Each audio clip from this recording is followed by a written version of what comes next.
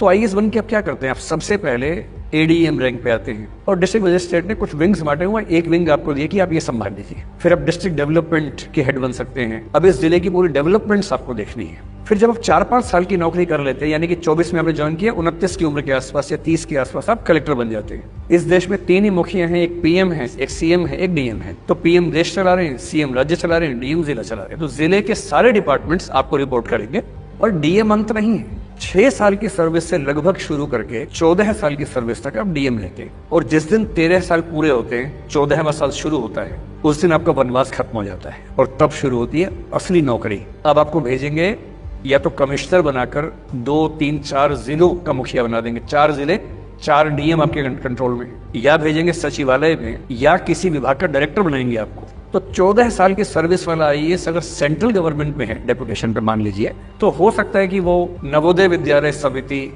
या सैनिक स्कूल्स का हेड बन जाए। और इसका मतलब है कि देश विदेश में जितने सेंट्रल स्कूल्स हैं या जितने सैनिक स्कूल्स हैं वो सारे आपके कंट्रोल में हैं।